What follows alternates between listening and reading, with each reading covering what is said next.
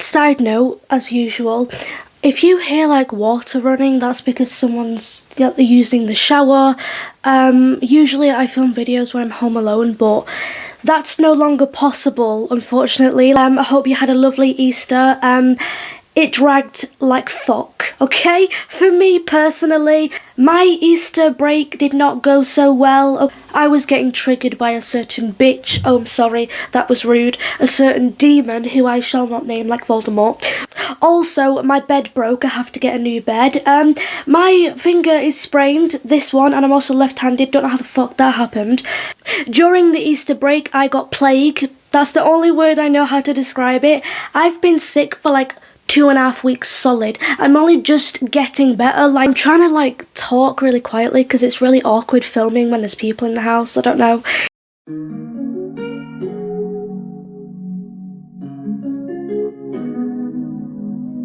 Hey, it's Mel. I hope you're doing well and welcome back to my channel. If you're new, it's lovely to have you here. We are back, okay? Yes. Today we're going to be looking at the Curse of the Hope Diamond. I've been wanting to talk about this for so long. I just find it so fascinating. The Hope Diamond has caused misery, financial struggles, and even death to its many owners. There's a lot to cover, so let's get into it. The Hope Diamond is currently located at the Smithsonian National Museum of Natural History in Washington, D.C. The Hope Diamond is worth $350 million. Some people say it's worth even more.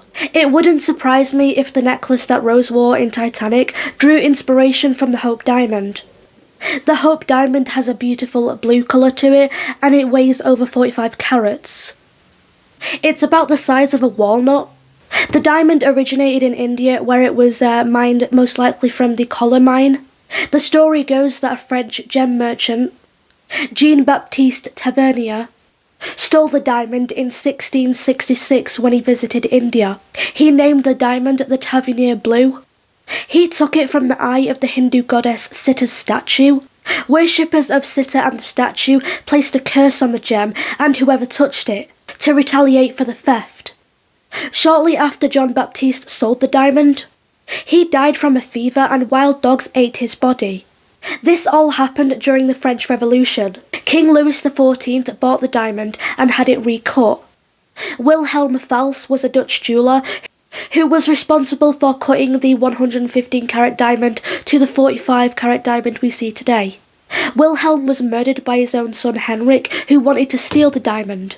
Guilt soon took a hold on Henrik, who later committed suicide. King Louis named it the Blue Diamond of the Crown of France, and wore it frequently. It was also called the French Blue. The diamond passed through 7 hands. After giving the necklace to Nicolas Fouquet to wear for a special occasion, King Louis accused Nicolas of embezzlement.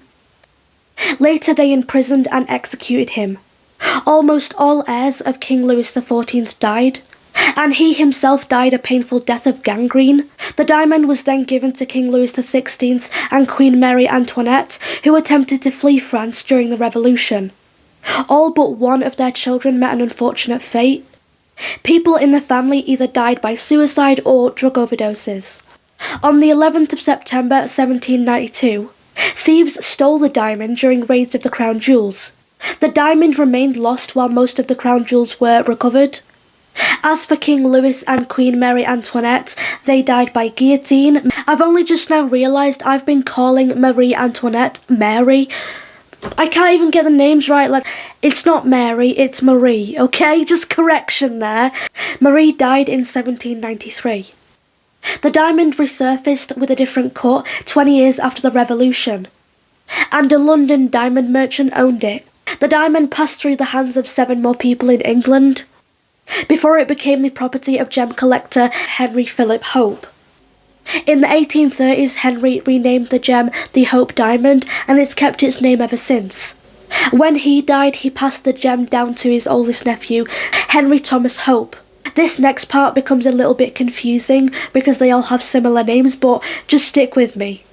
Henry Thomas Hope owned the diamond throughout his lifetime and passed it down to his son, who then passed it to his son, Lord Francis Hope, the grandson of Henry Thomas Hope. Francis sold the diamond to pay off debts, and once again it was passed around. Princess de Lamballe wore the necklace until the French mob attacked her. The diamond was stolen again.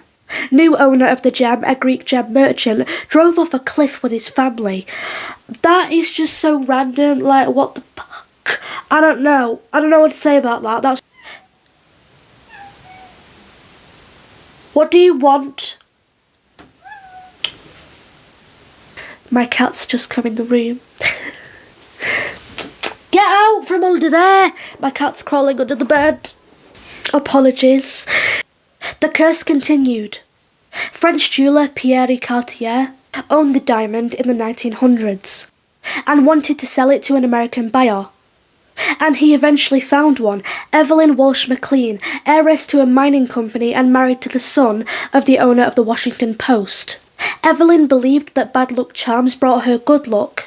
So Pierre told Evelyn the dark history of the necklace and pretty much enticed her into buying it, and she did. So, stop shouting! She wore it almost everywhere she went. She wanted to pass the diamond down to her grandchildren, but she ended up selling it and her other diamonds to pay for the debts from the estate. Although Evelyn believed the diamond to be a good luck charm, she really suffered.